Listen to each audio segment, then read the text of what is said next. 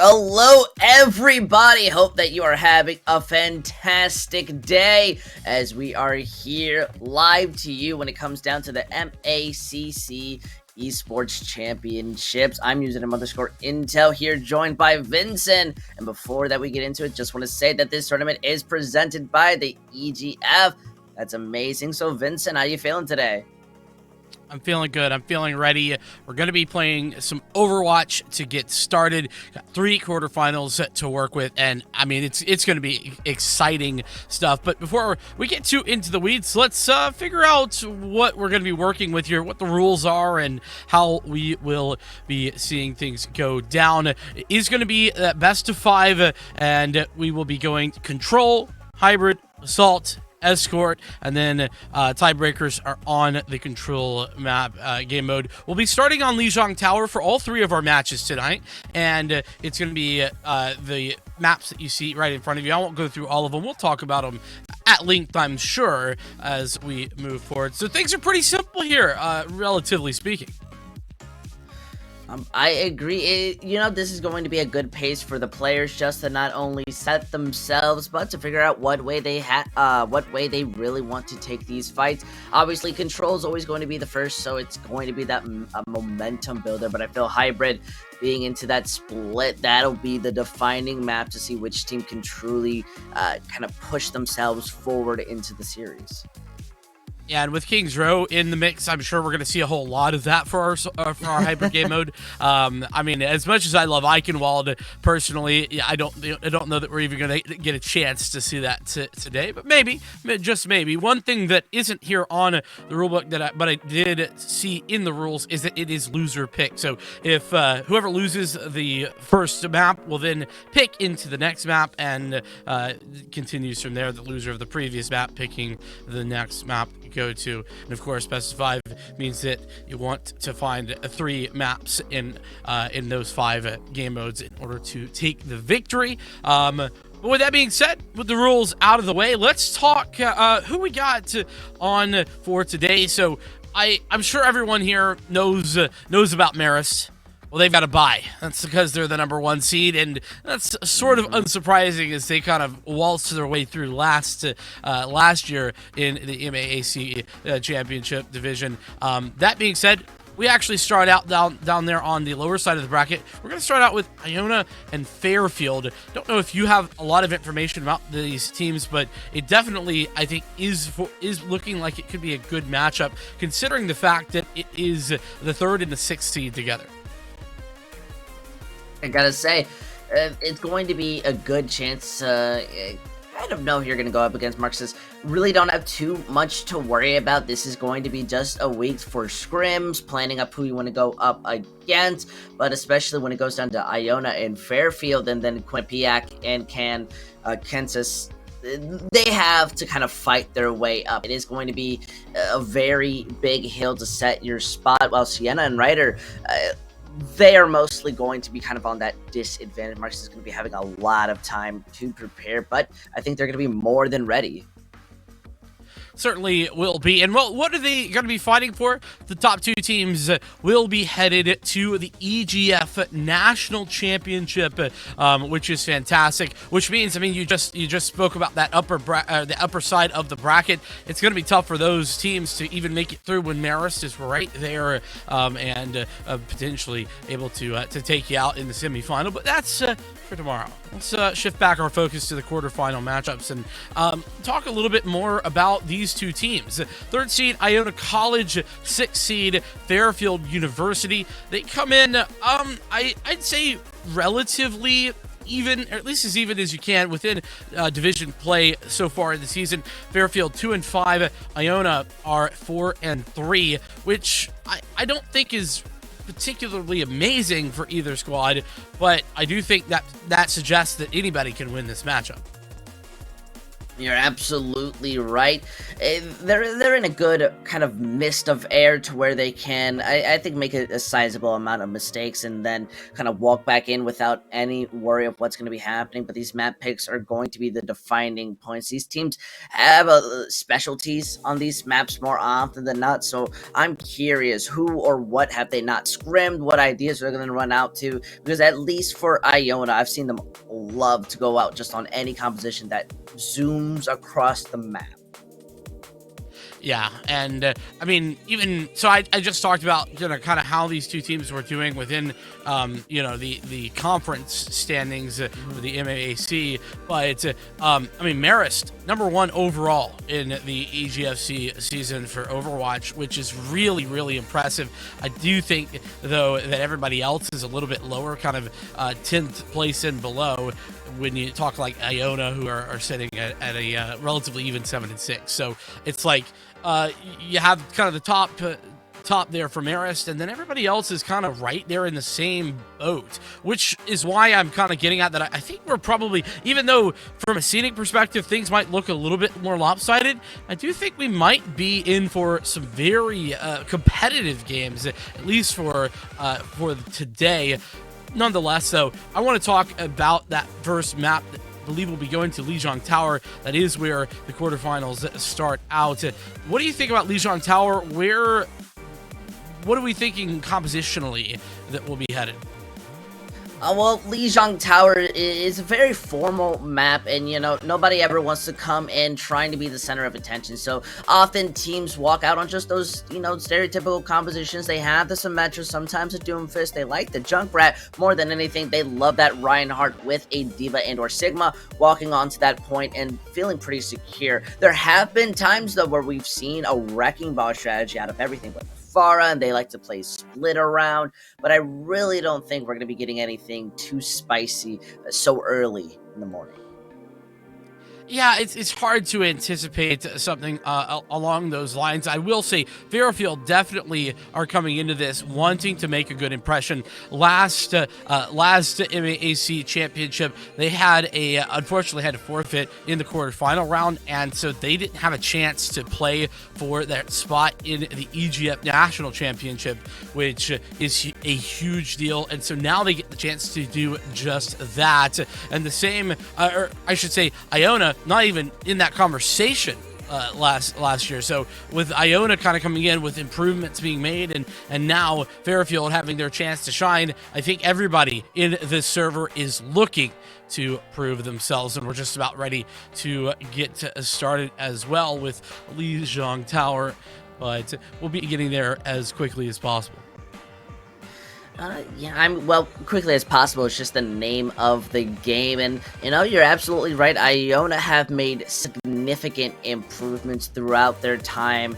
Currently, though, they're not, the highest seed. I think it's just kind of showing that they're an entirely different team, being third in the MACC standings. So it's a really good point to feel. You're gonna have a lot of confidence going into this.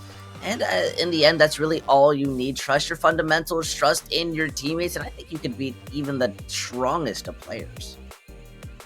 Yeah, I definitely think you're onto something there. Fundamentals are going to be a conversation I think we're going to have throughout the day here, just generally speaking, because whenever you get right down to it, the stronger fundamentals typically are going to be the ones to win it out. Overwatch is a game where you don't necessarily have to have the flashiest of aim. Well, that certainly helps, don't get me wrong, but it's how you work with your team, how you set your teammates up for success, and all that good stuff. And I want to add, by the way, not only presented here by EGF, but by the Showboat Hotel, which is where all of this is going down. Players getting ready and getting prepped to go in as quickly as possible. Do love to see that. But back to that conversation about fundamentals, I do think that that's what we want to probably focus on as a starting point for these squads. You mentioned kind of that Ryan Zarya composition, a bit of a standard fare. Is there anything you think that could really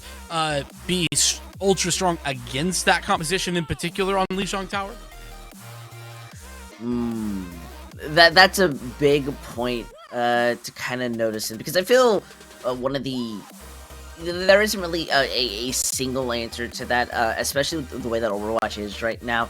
Though, obviously, yeah, you can have like that one specific character that switches it in. I feel the most important way to kind of counteract that is solely in your own team's play style if you really want to try and break it through. Those focus, you know, even if you had the right composition to break it through, in the end, if your team is just not full mindset, I tend to find that that's where you start slipping and where it's not going to be working. So seeing them walk out on something we're very comfortable, used to, and it's pretty close to a mirror, it's just going to be more onto these individual plays. Yeah, we're seeing the Diva back up the Reinhardt here for Vortex and MAAC on either side. And you talked about Junkrat's to Metro. That's exactly what we see DPS composition-wise. Very, very similar. I wonder if we're going to see the Sim go off. No, gonna stick. No, Gil gonna swap over. But Calamity's stuck with the Sim, and they're starting out strong.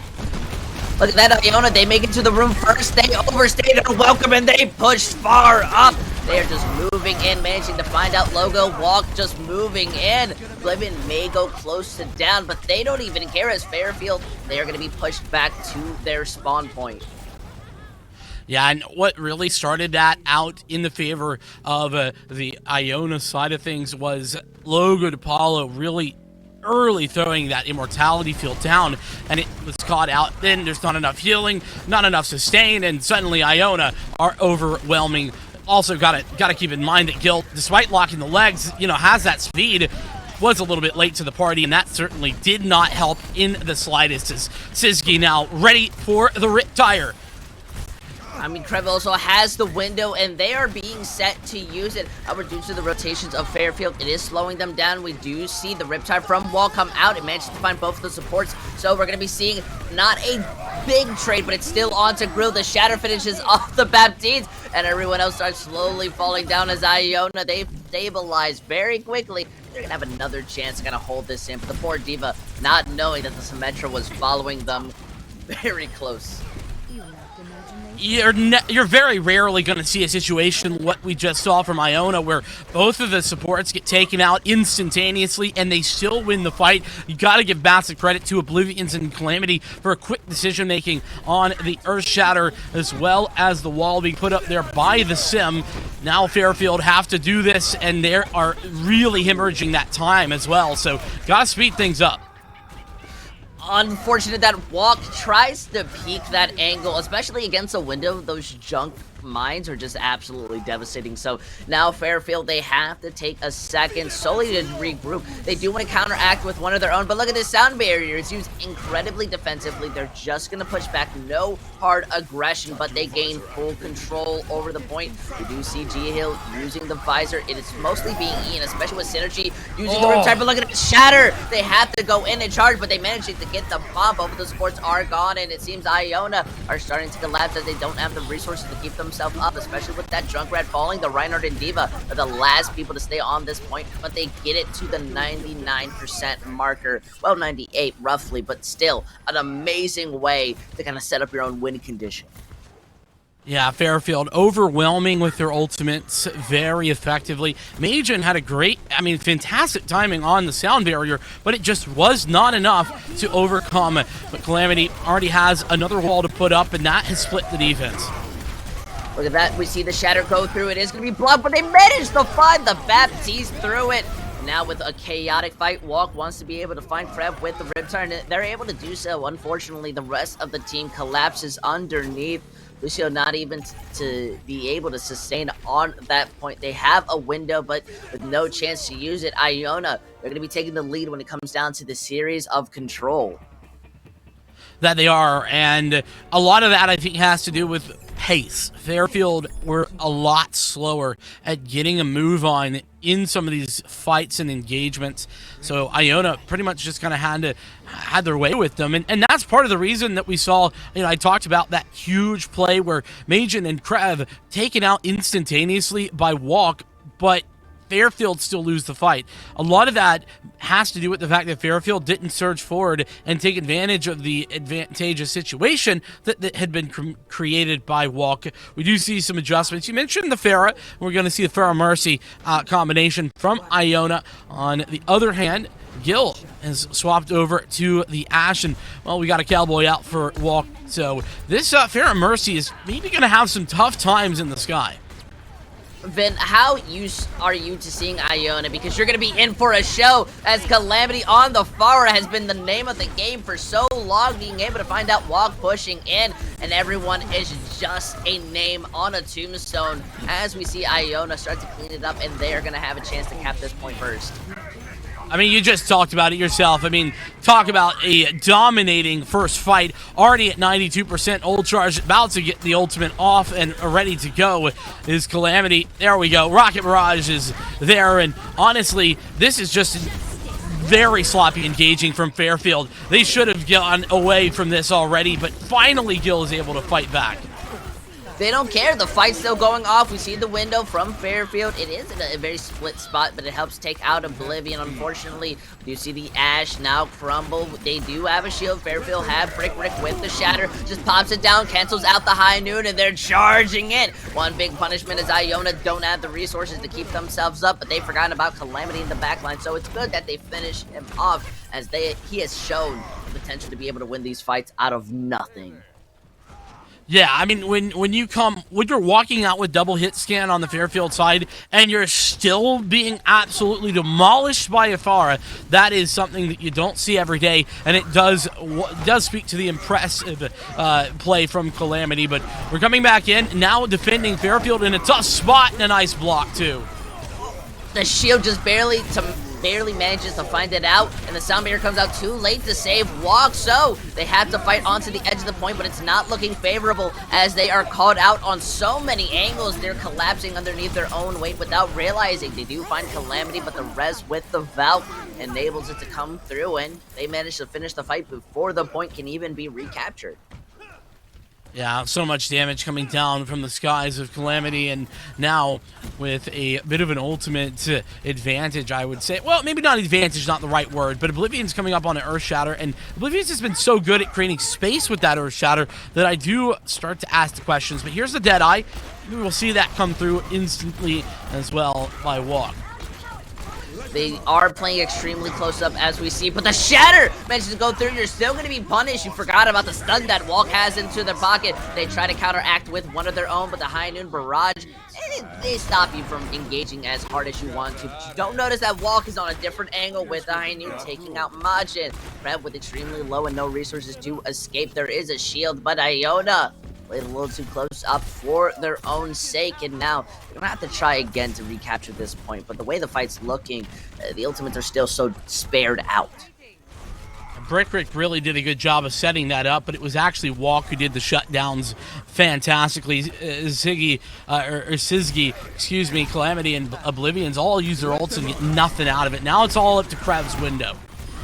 Oh, they managed to boop out the soldier! And now with that charge onto Brick, there is just nothing they can do. They have the bomb, but it's just shielded. There's nothing that you can really do. They go for a quick reset. Everybody jumping off to the map. They have one more fight to try to bring this out. Yeah, 82% in ticking for Iona. All they got to do is win that one fight, like you just said. But they are lacking in some ultimates. That being said, Fairfield don't really have all too many tools of their own. So it's going to come down to the individual duels, the individual shots in the mid-round, as now Oblivion's approaching those tank ultimates. Calamity's got to be careful. We see the visor is out, especially with the Valking Mercy there. The window is at least putting that pressure. However, they have to keep touching the point. It's up to Brick. But Whoa! We see the Shatter go through the charge. Not able to complete its goal. The sound barrier keeps them up. And looking at Calamity using the barrage. Goes to melt them with the 3K. I knew as a statement to make as Iona. They're going to be finishing out and managing to get the victory on Lijiang Tower. Map number 1 going Iona's way, and by no small part is it for Oblivion's. I mean, we can talk all the time about what we saw from Calamity on the Fara, but this Reinhardt play was consistent across both stage 1 and 2, and it was very, very strong. That being said, I mean, you got to talk about the Far Mercy play as well. Calamity doing so much work when it came down to raining terror from the skies. It simply was, I want to say, really unstoppable. I mean, even against the double set up with the hit scan. You know, I've got a lot of experience when it comes down to Iona, so that's something that I can definitely agree with. Calamity has just always been one of those players who shines on the Pharah. Even against double hit scans, a lot of teams struggle to kind of break it through. Well, that is certainly one way to find victory. Let's take a look at some highlights, though, at how that victory was attained. We just got done talking about some of the individual plays, but overall, I mean, you have to think these players just kind of stepping up, and this kind of was the first big play that we were watching. I mean, Walk getting the better of the Riptire, and that opened everything up for Fairfield. You know, they were doing their best. Walk definitely was getting a majority of these picks, and especially ones that were starting to push the fight in their favor. Unfortunately, they just weren't able to follow up or outpace. As we see right here, Iona, the Pharah just stays up into the sky and then bursts down, builds up the barrage in the first fight, but to a mistake in their own right. That's why they lose it. That's why you see them push in, and Walk has some very shining moments, especially this high noon. Yeah. The Deadeye helping to shut things down. That was 3 ultimates entirely taken away from Iona by Fairfield, or by Walk really in particular. Unfortunately, though, this was the nail in the coffin, right? You got the Deadeye plus the Rocket Barrage. It's just a combo that can be deadly, and in this case was just that. But with that being said, with map 1 over and done with, Fairfield, they get the opportunity to pick where we head next. And now I think it is time for us to talk about that map pool, because we're headed to a hybrid map, and it's going to be Eichenwald, Kings Row, or Numbani. I, again, assume we're probably going to see some Kings Row, but I could certainly make an argument for the other two. Yeah, I definitely agree. Kings Row, obviously, the meme of the game, you know, haha, is Kings Row. We played in scrims all the time, but there's a reason why. And, you know, I think the fundamental composition that you run on it, which is often considered just brawl, is very easy to kind of walk in, and then there is that kind of skill tier that you can go where you just absolutely dominate. And when you have a really strong individual player, it can often make those fights in. I really don't think when you go to a map like Eichenwald, so many open spaces, you're already struggling out with that Pharah. We already know that's what Calamity is mostly known for. Calamity just is really good, but they have the versatility. So I think you know, you just throw Eichenwald out of that. That's the one map I would say that if you go onto it, it's only going to be harder for yourself. Well, I mean, I think you could even argue that the same applies to Numbani as well. When you think about how there's so many open sight lines, the tall buildings, it's easier to navigate far around those places, especially over on point 1. So I do see the argument, and I gotta agree with you. Going into a far playground like Eichenwald, or even something that's just a little bit better like Numbani, is probably not the move if we're being really honest. So Kings Row more than likely going to be that. We don't have any confirmation just yet, but I do think that you made some good arguments both for and well against Eichenwald. Yeah, but even then on Kings Row, I mean, I've seen Calamity do everything at this point. I've seen the Pharah sometimes there. It's always interesting of when teams try to kind of switch things out. I think more than anything, they often just really like that Cassidy and May, and I do too. They work so well. If you get a Reaper or Doomfist, then you have high damage potential. You're going to be able to just walk in and melt them out. But what I've always liked to see is when teams kind of meme out. Well, not necessarily meme, but when they go to a composition like the Bastion AC-130, where you teleport on top of the high ground, it's so out of the ordinary that very few people know how to counter it, and I think that could be a big point to catch your opponents by surprise. However, you know, it's not too often that you see them try to work out on it unless they're already taking a sizable lead.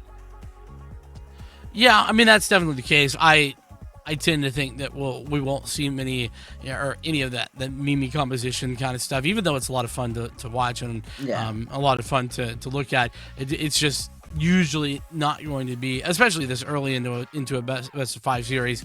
You might see something like that on the last map if things are really going the way of one team. That being said, just an FYI, we had some subs going in and out, so we'll have to see who is gone and who has come in when we get into the game proper. But it looks like Kings Row is indeed going to be the map of choices.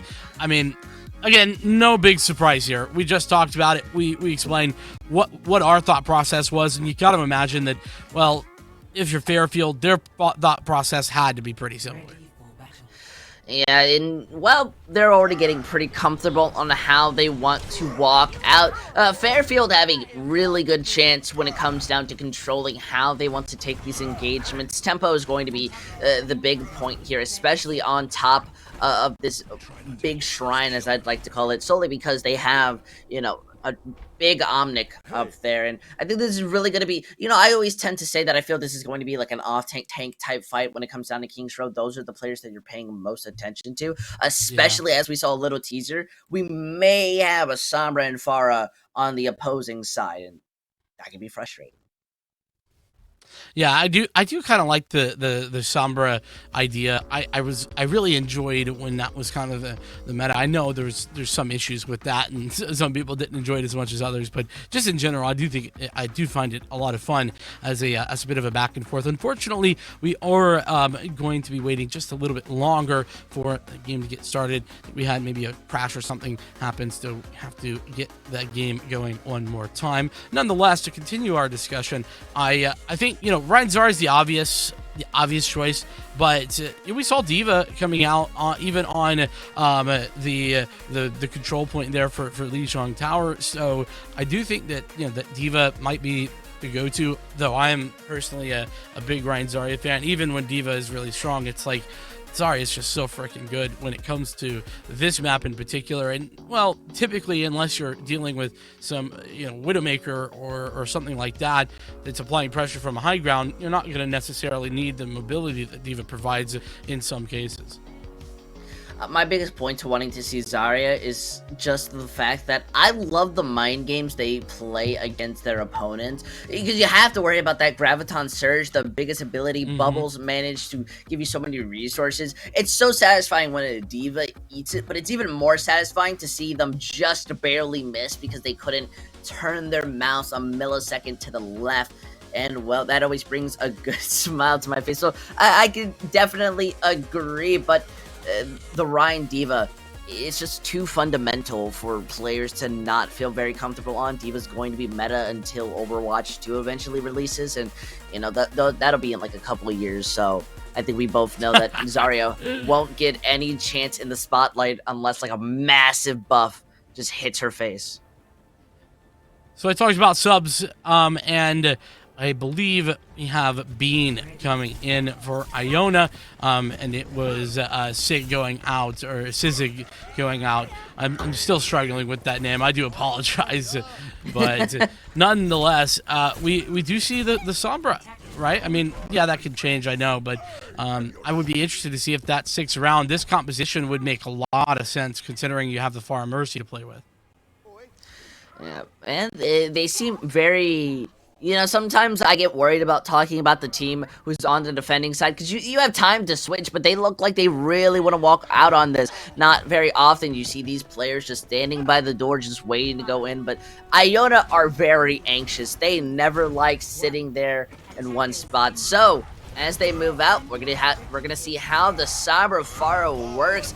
Something very unconventional, but who are we to say what it is? The wall comes out, but look at that, Iona able to just walk over it. There was no follow-up, and Bean is playing close to the team. Oh, that's so early. A hack while Walk is on an off angle, but look at that, they're putting so much pressure onto Brick. They get the hack onto the Lucio, but other than that, they have to play back. Brill isn't even able to take the high ground, and look at Calamity just freely in the air going after the support line. They're split. The Reinhardt does eventually fall, so Calamity has to give some respect, especially with the immortality out, but it seems Iona still look to fight this, even if it's not looking so perfect. Calamity manages to find two, so they can come back into this fight very quickly, especially when Oblivion is alive and pushing forward. These hacks have been applying so much pressure, And with that, I mean, it was basically two fights happening at one time. The Hacks and the Far Mercy towards the front line, actually, with the tank duel sort of happening in the back, where Walk was trying to play with the wall. But the problem was that Calamity got behind Walk and Gil and took them both out with a couple of well-placed rockets. So with the ult advantage that Iona now have in their hands, they should be able to relatively easily push this forward, even past this point they have right this moment. You see the rocket barrage ready there for Calamity. For a map with such tight angles, Calamity is managing to play everywhere and everything. Whoa. You see the counter shatter come out, but Oblivion still falls. It's up to Calamity to get the better end of the picks and help enable that res. So with Oblivion back, they once again gain control over the streets, and that poor Diva only going to be costing them more time in the end. Well, the bad news is Iona invested heavily, right? They used 4 ultimates right there. The good news is Fairfield used a couple of their own, utilizing the Ant Matrix along with the Earth Shatter. So it's not the worst situation. And they kept the hold of Bean's ultimate here. I mean, that's just able to cancel out literally everything, and that should be just a 1 Q press win condition if Bean can get into the right position. Fair warning, this is about to be something very nasty, as Bean is going to be looking for this EMP, but they get the pick. Calamity is just on top of the high ground, uncontested. Finds out 2 hit scans, 1 support, 1 DPS, and the rest of the team on Iona, they just push forward. They don't even care about capping the point. Even if Brick Rick falls, they just continue to push forward. They will take no prisoners, and Calamity is just free to play their game, even getting the boop, not the boop. That's a nice little boop. Nice addition there at the end of his match with Hercules. And, well, now win condition set, essentially. Iona have all the ults that they could really want to utilize, and they have that EMP to deny anything from Fairfield as well. It's just going to be a matter of time and how fast can Fairfield engage. Here we go. Look at that, they used the bomb combo! And they managed to find out 3, they managed to find out 1, but more importantly, they managed to get a team kill. Though Logo is going to be able to touch this point, you really don't want to walk out and stagger yourself more than the possibilities of what can happen as a unit. So you speed out, you're using the High Noon Sound Barrier combo against that window. Though we see, look at that, the Flash being able to counter out the Shatter. Hercules is going to be throwing out the bomb. They want to be able to bring a clutch moment with the Shatter, managing to find out Oblivion, and they don't really have the resources. Though they invest the Falcon, they're trying to disengage. It's not going to be working out too well. Sam X is going to lose their mech, and it seems that Fairfield, they're going to stabilize. Yeah, and that was sort of inevitable, if you really think about it, because Iona were pushing Fairfield back so far, so aggressively, so consistently, that Fairfield never got a chance to even use ultimates. They lost before they could even begin. And so with that, they were able to build up everything that they could want. And well, bad news for Iona, only have Calamity's ult to work with. That Rocket Barrage can be a fickle mistress if you're not careful, but let's see where it goes. Yeah. The big problem comes is you've lost your immortality, your Diva just lost their mech, and Calamity goes into the back line to solo your Baptiste and then the Cassidy. It's entirely strong. It's an ultimate you can win off, and it's something that Calamity will make sure is known as they manage to capture the point with 3 minutes and 16 seconds. It would have been really bad if Brick had touched that point solely because Oblivion used to Shatter a little early. So that stall could have gone so bad if the respawns were a little bit more into their opponent's favor.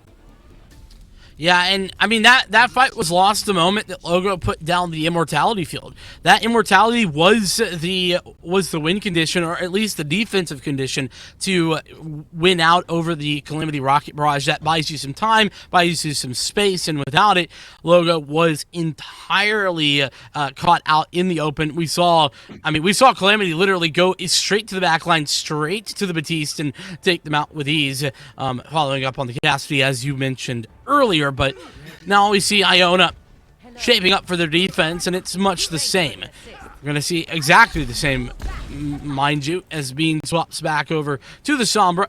Was hanging out on the Mei before, but I understand this. The Sombra is so good at dismantling the front line of the opponents to allow for Calamity's rockets to do maximum damage and maximum splash. So the setup between the two DPS picks is really good synergistically, and we can see that Fairfield is starting to ask some questions, starting to maybe get a little bit frustrated because Gil has pulled out the Widowmaker. Now, this isn't the worst pick here by far, but is clearly an answer to try and put something to bed here with the Pharah Mercy combo. Not feeling too good, missing it out. They are trying to charge. Poor Brick gets punished for even hitting that shift key. You know, there's a reason why some teams and coaches say to unbind it. That's a big punish. And they don't even have the Widowmaker anymore. They swap over to the Tracer Hanzo, meaning they don't really have much room to work in as a unit. This is a very different style of a DPS. They've given up. They have given up trying to deal with Calamity. They just are hoping to win the fight on the ground and then get Calamity after the fact. But Calamity consistently doing damage, and there's another immortality field in so early. The fight hasn't even begun, and they've lost it. So now you have to deal with the rockets coming in. They have the window, but the issue is Oblivion has built up this shatter, so when do you really want to use it? When you walk out? That seems to be the answer, but now you're hacked, and look at that, the Pharah is in a spot where you can't even use it. Finishes out your Baptiste, your Lucio, and it just slows down the time more and more. Calamity could use this barrage, but Calamity knows. No, never mind. Calamity really just wants to smile and shine on them. Is going to be able to build it up basically, you know, every fight, so I can understand it. I mean, no, I can't. It's definitely a wasted ultimate, but it's a style point, that's for sure. Iona really making the statement, hey, we don't even need to use the Rocket Barrage. We have older ultimates, and they do. They have an EMP, and we've seen now an adjustment being made here. Brick going for the Winston, but it's not enough to stop this. The EMP! It doesn't matter how fast you move when Iona have the ability to kill you much faster. They don't have the res, so Fairfield, they have a good chance to punish this. I mean, you just said faster, right? That goes back to our conversation about pace. The pace of Iona is simply unmatched, and Fairfield caught out just the same by the fact that being engaged so quickly, got a huge EMP, and now, I mean, yes, Fairfield have a couple of these ults to work with, but it feels like it might just be an inevitable hold by Iona. I mean, Sam X is holding close, not able to eat the pulse, and the Dragon unfortunately doesn't catch anybody out, doesn't even make them split off. But the Monkey getting not only solo charge, but Barrage leaves their own team open to damage. Fairfield don't really have any room to walk in, but look at that. They managed to find out Calamity. That's in an unresable position, my good sir. So now we see them back up as they take out the Mercy following close after. While Walk is gone, the healing is still there, but they're going to be engaging, popping out that window to keep their team up. They have the healing and damage, but look at that Sound Barrier plus the Nano going into the backline, hoping to take out the Baptiste. Immortality gets thrown onto the point, but immediately broken out, combined with the bomb. While they don't kill the Baby Diva, Fairfield finally have room to start aggressing onto this point. However, look at that, the res gets canceled midway through. You gotta respect them a little bit, Majid, because they are ready to put that focus fire in, and now they are ready to capture the first point of King's Row. Yeah, I mean, it's not a surprise that the fight where Calamity gets taken out is the fight that Fairfield win. It's just, it's cause and effect. As we get down to it, Iona, well, now they have to stop this cart, and Fairfield have bought themselves some time. Now they still have to push a long way, and they're already lost on the timeline at the very least, and well, that's not a good start. Being gonna win the duel 1v1 against Gil. You know, he just had an impressive performance before, but my goodness, the EMP Barrage Shatter! I mean, I've heard of Overkill, but I mean, this was over destruction. Yeah, you took the words right out of my mouth, my friend. I just don't really know that there's a necessity for both the Shatter and the Rocket Barrage, especially considering it's spawn right here, and we can see that the Dragon, this is all to buy space, and well, it's done that. It's split the team, and Oblivion's has fallen for it. So Iona getting a bit ahead of themselves, and they've kind of lost because of it. Look at this, we see the Nano manage to land on the Lucio. While Johnny Cruz is happy, the rest of the team's got to be feeling even more. Fairfield, they just push in with the sound barrier. Well, not with the sound barrier, but with the Nano and the High Noon. Managed to find those picks, and the Streets phase is going to get a little easier, but both support ults onto Iona. That's a good statement. Yeah, the Valkyrie, of course, is going to really do a lot for the sustain, and we know what Krev can do with an Ant Matrix. But the two big ultimates I'm looking at, it's got to be for Fairfield. Got the potential to throw that bomb over, and here's the Primal Rage. Look at that. Unfortunately, you get hacked, so there is no jump to escape. Bomb gets thrown so far out, but all the attention is onto the Primaling Monkey, so while they fall, the Sombra finds out the Lucio is starting to clean this up. By the time the next fight is going to happen, it's going to be less than a minute. And Calamity, what's with these barrages? You just got to get the cleanup, I guess.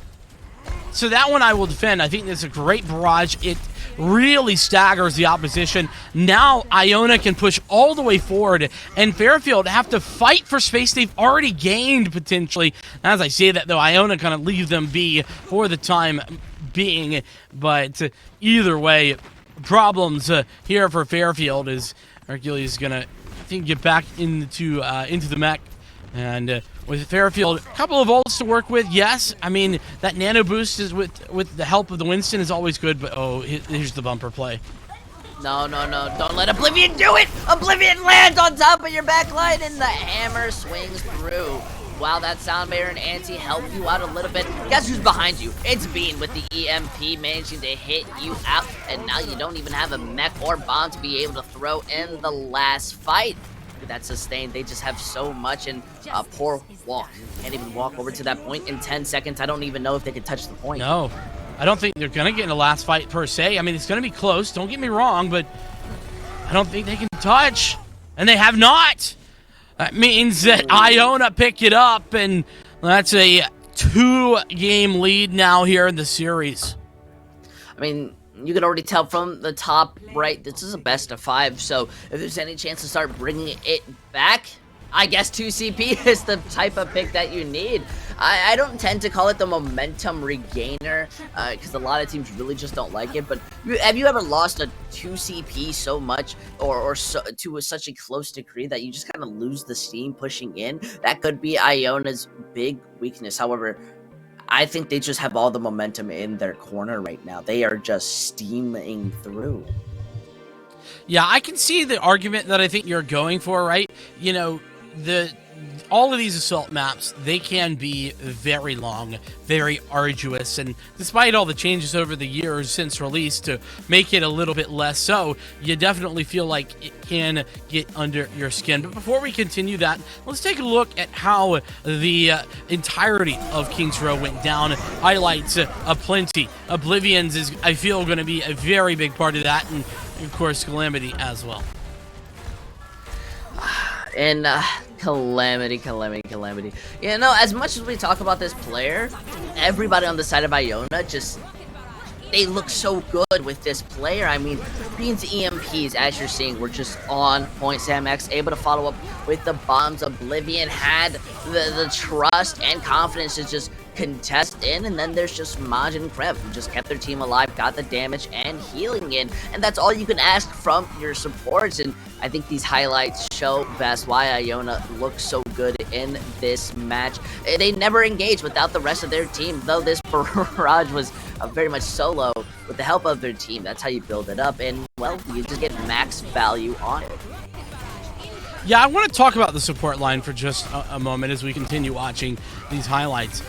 Majin, I do think, doing a really, really good job of not getting taken out or not getting over aggressive, even when we see Calamity doing some insane things with the Pharah. You know, definitely over aggressive, definitely more so than you would expect to see.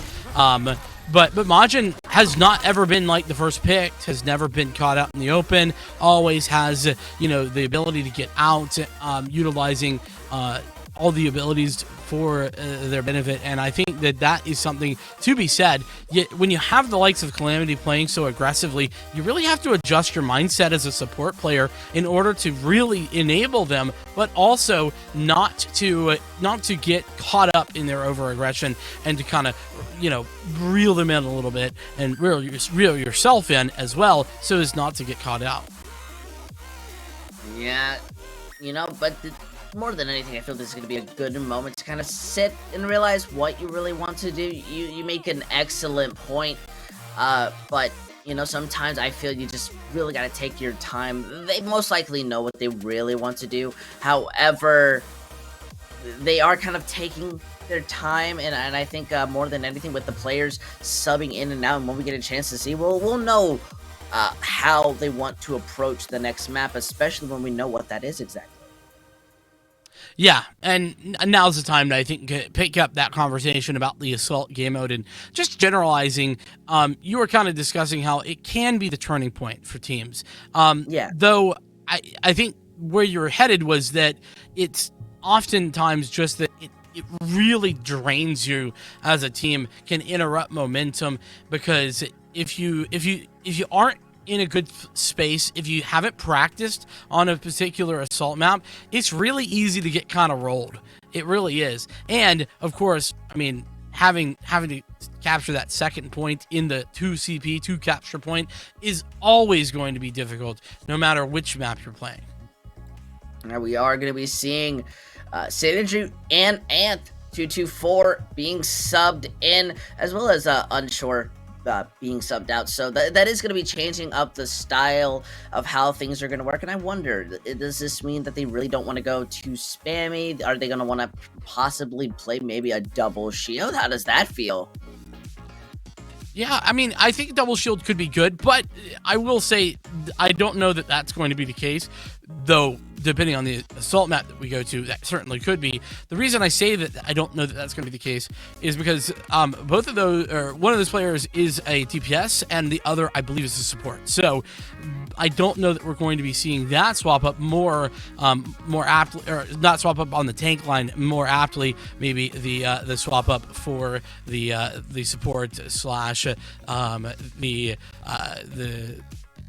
DPS. Excuse me. So. Everything working pretty well overall for me, as I think we've lost user intel. Oh, no, he's back. No, yeah, I mean, something happened? Okay. Whoa. No, okay, we're good. Nonetheless, yeah, the universe wanting to stop me. I'm right there with you. But it definitely is going to be feeling very nice to see how things are going to work. And honestly, yeah, the double shield is something, when we're looking at our maps, when it comes down to how it's going to work, especially with 2CP, what do you feel really is kind of those stronger compositions? We've got to look to see Iona. Can they just really stick onto that same comp and just run through? Well, I mean, we got Hanamura, we got Temple of Anubis, and we have Volskaya. I think for Volskaya and Anubis especially, well, and Hanamura on point A at least, you could really just run that far down. And for that reason, I think that going for either of those maps is a danger at the very least, because you're going to have to deal with Calamity at their best. That being said, you got to play to your own strengths. If I'm Fairfield right now, I don't care really about what we've seen from this Iona roster. We just have to play and do what we're good at, and that's only what they can know. So I think we could see anything. My fingers are crossed for Volskaya, big Volskaya fan, but regardless, I do think that we're going to be in for either an adjustment from Fairfield, or they're just going to play their own game, continue doing what they've been doing, and I think I gotta respect that if we see that come through as well. Honestly, I just feel Volskaya, out of all the maps, is also just the most entertaining one. You have so many options to just walk into and so many compositions to try that it gets me excited just thinking about it. Have you ever seen a team hold close? You haven't. You ever seen a team hold top high ground on the right side opposite of the Mega Health Pack? Yes! Or on the Mega Health Pack? Yes, you have so many chances and ideas to take those engagements, especially going into second point. I think it's really going to be exciting to see what they run out of. But if it is Volskaya, it does bring that fear of the very sky beacon themselves trying to shoot down on you with a billion rockets. Yeah, and the worst part about that is, and this is no disrespect to the DPS duo over for Fairfield, Well, that DPS duo has been very ineffective at dealing with the likes of the Pharah, and so I think that, in fact, so much so that they were struggling so much so that on King's Row, they just decided that they were going to leave the Pharah alone and play the ground battle with the Hanzo and with the Tracer, which I think is a respectable decision. I actually love that, but unfortunately, that means that they admit defeat in the skies. Well, hopefully that won't be the case as we look to head into the Assault game mode, but that being said, we are in a position where don't have things quite ready, so we're going to take a short break, and then we'll come back when we have the map and the players ready to go.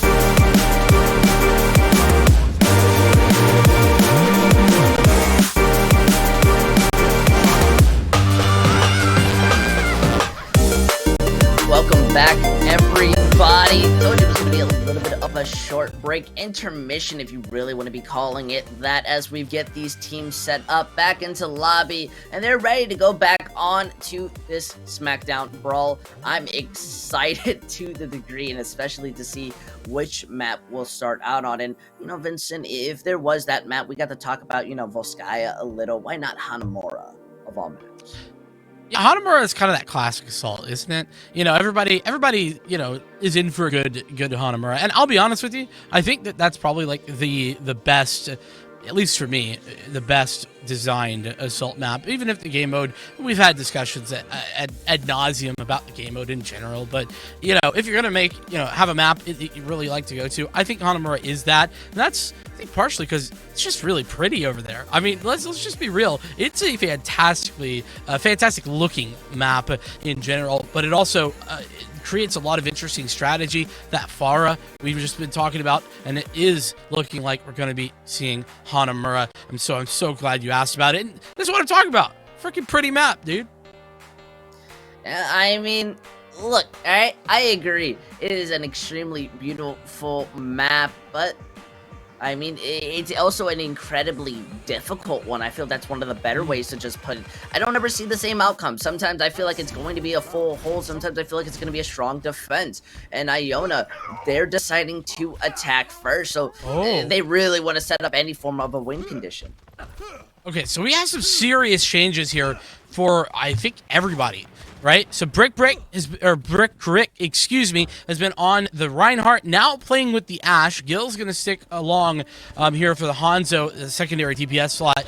Hercules out, Vortex in, and Walk, who was DPSing, has now gone to the Reinhardt. Some of the similar changes coming on towards Iona, as Sizgi, who was playing on the DPS earlier, is now playing support, and Majin, our Mercy of the pharmacy, is now working on the Cassidy. So this is an interesting couple of adjustments.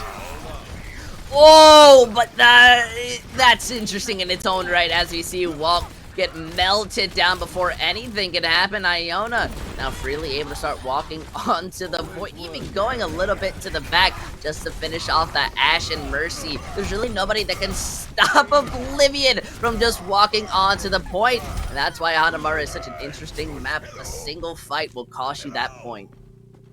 Yeah, I mean, listen, that flashbang plus anti-nade plus Reinhardt running it down, that combination's deadly, and we saw the outcome there. I love how aggressive Oblivions is getting as well, really looking to get far ahead and play as quickly as they can in towards this next fight. Gotta wait, though, for the rest of the team. Certainly is a good idea. And there's not a lot to work with. Gil is approaching some dragons, so that could be deadly, but Sizgi has the nano boost, and that's what I'm looking at mostly. And we already see them moving in with the nano boost, and they go for the shatter on everybody in the back. The anti lands. Oh no, you can't let that happen. Oh, look at all the assists from the Iona. I can't believe that. That's ridiculous. I mean, Reinhardt got the kills, but Iona enabled that. Iona taking this entire map in 5:22 left on the clock as well.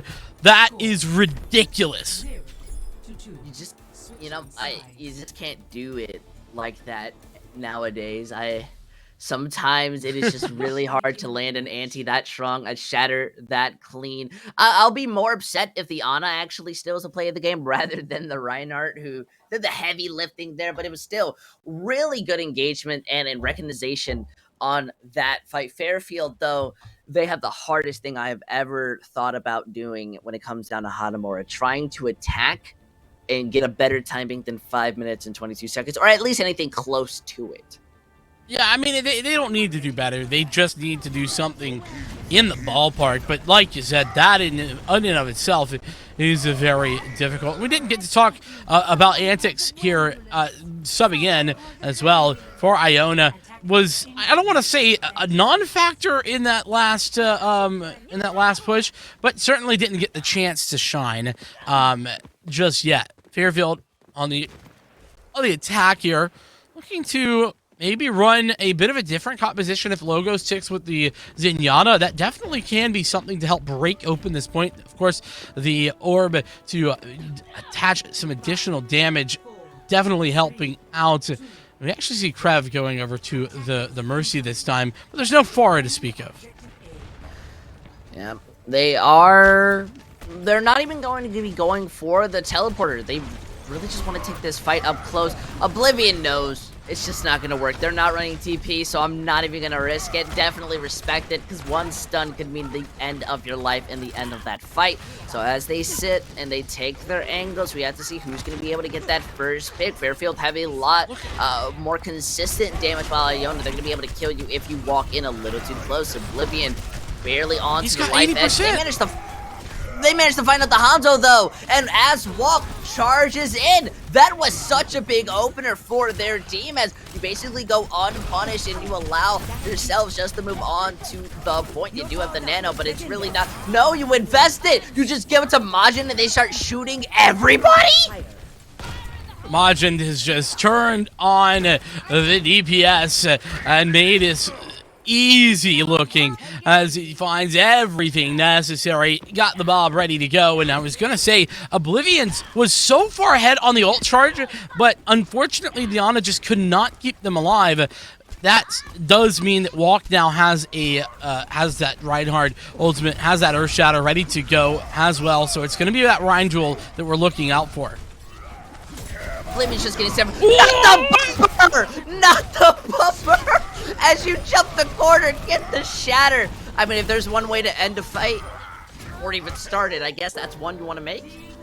Oblivion's has been channeling his inner bumper all game long. That's another bumper play. And, I mean, if you don't know who Bumper is, by the way, most aggressive Reinhardt in the Overwatch League by a long margin.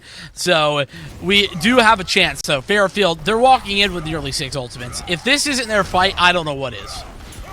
Do you see Walk looking to do it? Doesn't manage to land at the Bob, the window. It's not really going to be working to their best degree. The Transcendence is going to keep them up for a little longer, and they managed to find Sam X, though. The remake allows them to come back. It's up to Hill as they find out the Reaper. The Dragon's hoping to split them up, and we just see Iona unable to leave this corner, but they're the ones getting more picks out of this fight, if you haven't noticed, as the Shatter just goes through. Walk doesn't live. They invested so much, and now go to the Widowmaker. Not the best way to cope. 4 ultimates and nothing. Nothing at all. They didn't get a single thing, didn't get a single tick, didn't get a single touch on the point, and Fairfield, this is starting to look a little bit dire, a bit scary. As Iona, with limited tools to work with, sure, now have to defend against both of these ultimates, and Walk's gonna whiff it. Ooh, unlucky. That Shatter looked nice, but wasn't able to land. And now they don't even have a main tank, though. Brick almost goes uncontested on top of the high ground till the Diva goes through. And look at that Bob. Used last fight, now brought back to help the team. The Bob's more LOSing them, so at least you know nobody's going to touch you. Yeah, this is starting to be a bit brutal, right? 2-0 currently in the series, up 2 on the map, and with 30 seconds left to play, there's very limited tools in the tank here for Fairfield. With Vortex going down, that's another brutal one. Not again! He's done it. That's twice in one game! You think you hold your shield a little more often, but Iona just make you think they're never gonna do it, and then they do it again. What an interesting fight that is. Well, Majin's just going so deep. I mean, is it a stagger? There's 5 seconds. Let's be real. They've got a touch, but there is a Reaper floating up to them, and they have the Blossom. That Diva can't last forever. They already used their DM for it a little long, and as you have the Nano, that melt and shreds through your tank. The unfortunate souls are not going to be able to contest, not get a tick, and not have any chance to move forward, because Iona wins when it comes down to Hanamura, putting themselves 3-0. Yeah, and well, these two teams might be relatively close when it comes down to the MAAC standings, but when it comes down to the overall standings and, well, these plays in general, I gotta say I'm impressed, and I think I take the other side. I think Iona deserved this play. I gotta keep it real. You know, I mean, hit the nano boost, charged up the ultimate for the Reinhardt, hit the ante on literally everyone. Might be a bit biased, but hey. Honestly, you know, the ante really was the big point. I mean, do you know how hard it is to kill people when the support gets right back up because you don't melt them down immediately? That's just the shining moment showing the honor. So you know what? I'll give them the honorary MVP for at least that fight. It did extremely strong. So let's show you guys some of the last highlights when it comes down to Iona, because my goodness, they had so many. The just raw aggression that this team plays at in the raw tempo that they managed to build very much is uncontested. And I feel that's one of the strongest points that they built up today. I'm really glad that you said the word tempo right there, because that goes back to our conversation all throughout every single map. And that goes back to the word pace. The pace of play from Iona was simply far greater than the likes of Fairfield. And I mean, you just look at both of those Earthshatters that we just got done watching. That is a prime example of the pace being so much faster, even without a Lucio. Even without playing with the Lucio, normally you think, okay, Lucio equals speed equals higher pace. It didn't matter for Iona. They were entirely overwhelming Fairfield in this matchup. So absolutely congratulations to Iona. They get to move on towards those semifinals. But guess what? We got a whole lot more Overwatch today, and well, some League of Legends on the back end too. So this definitely ain't over yet, is it, user? Oh, it is not so. I highly recommend you stay in your seat, because when it comes down to the MAAC, there is still so many more matches, so many more games to sit through. So we'll be right back with a break for your next match.